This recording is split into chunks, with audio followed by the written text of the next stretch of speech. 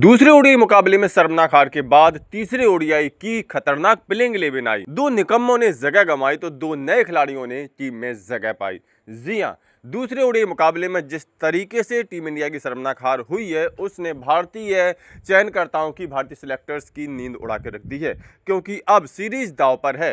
T20 series गंवाने के बाद भारतीय टीम को उम्मीद थी कि ओडीआई में अच्छा प्रदर्शन करेंगे और अंग्रेजों से ओडीआई सीरीज छीन लेंगे, लेकिन दूसरा ओडीआई मुकाबला गंवाने के बाद अब सीरीज एक से बराबर हो चुकी है और तीसरा और आखिरी ओडीआई मुकाबला जो कि लॉर्ड्स में खेला जाना है वह एक प्रकार का फाइनल मुकाबला है। टीम इंडिया हर हाल में इस तीसरे ओडीआई मुकाबले को जीत करके ओडीआई सीरीज 2-1 से अपने नाम करना चाहेगी, ताकि कुछ सम्मान के साथ वह घर वापसी कर सके। लेकिन यह इतना आसान भी नहीं है, क्योंकि पहले तो T20 सीरीज जीत करके अंग्रेजों के हौसले वैसे भी बुलंद हैं, ऊपर से दूसरा ओडीआई मुकाबला जीत करके जिस तरह से उन्होंने सीरीज में बराबरी पाई है, उसके बाद तो अंग्रेजों को हराना टेढ़ी खीरी साबित होगा। ऐसे में भारतीय मैनेजमेंट चाहेगा कि एक ऐसी प्लेइंग 11 उतारे जिसमें बल्लेबाजी और गेंदबाजों का बैलेंस हो, जो अंग्रेजों को हराने में सक्षम हो। ऐसे में दूसरे ओडीआई मुकाबले की प्लेइंग 11 में दो बड़े चेंजेस हमें नजर आ सकते हैं। पहला चेंज तो ईशान किशन के रूप में होगा। ईशान किशन को दूसरे ओडीआई मुकाबले में मौका मिला था, केएल राहुल बीमारी की वजह से नहीं खेल सके थे मुकाबला। ईशान किशन को मौका मिला, लेकिन ईशान किशन भी सस्ते में चलते बने।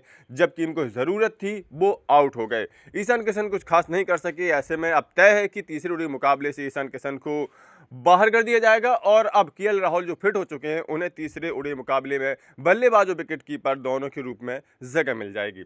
दूसरा जो चेंज होगा वो है वॉशिंगटन सुंदर के रूप में। हमने देखा वॉशिंगटन सुंदर के लिए दौरा किसी बुरे सपने से कम नहीं रहा है। T20 सीरीज में तो उनका प्रदर्शन हमने देखा ही देखा है, लाजवाब प्रदर्शन रहा है, पूरी तरह से फेल साबित हुए हैं वो। ऊपर से उनको ओडीआई सीरीज में मौका मिला, हालांकि पहला ओडीआई मुकाबले में उन्होंने 50 लगाया था और टीम इंडिया को जीत दिलाई थी, लेकिन लगता है कि वो बाई चांस आ गया था उनके बल्ले से 50, क्योंकि दूसरे ओडीआई मुकाबले में जब उन्हें ज़रूरत थी कि वो टिककर खेलें, एक लंबी पारी खेलें, क्योंकि भारतीय बल्लेबाजी कोलैप्स कर गई थी, बाद में आकर के वो टीम को सपोर्ट कर सकते थे, लेकिन ऐसा कुछ नहीं हुआ, वो भी जल्दी आउट हो गए। इसके बाद वो गेंदबाजी के लिए मैदान में आए ही नहीं, पता चला कि वो चोटिल हो गए हैं।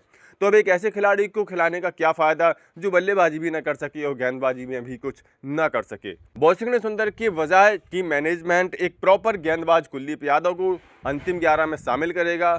भाई यहाँ सीधा सा लॉजिक है कि आप अब काम चलाओ बल्लेबाज या गेंदबाजों से टीम को नहीं जिता सकते हैं। यहाँ पर आपको प्रॉपर बल्लेबाज, प्रॉपर गेंदबाज चाहिए, तो मैनेजमेंट का सीधा सा फॉर्मूला रहेगा कि वो 7 प्रॉपर बल्लेबाज रखे और 4 प्रॉपर गेंदबाज रखे, जिसमें 3 आपके पेसर गेंदबाज हो जाएंगे और 1 आपके कुलदीप यादव के रूप में स्पिनर हो जाएंगे।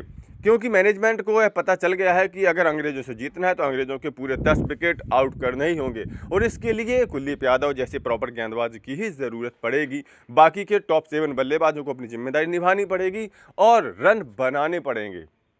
तो अगर इन दोनों परिवर्तनों के साथ अगर हम प्लेइंग 11 देखें तीसरे ओडीआई मुकाबले की, तो कुछ इस तरह से नजर आ सकती है। रोहित शर्मा, शुभमन गिल, विराट कोहली, केएल राहुल, श्रेयस अय्यर, अक्षर पटेल, शिवम दुबे, कुलदीप यादव, गुरनूर बरार, जसप्रीत बुमराह और प्रसिद्ध कृष्णा।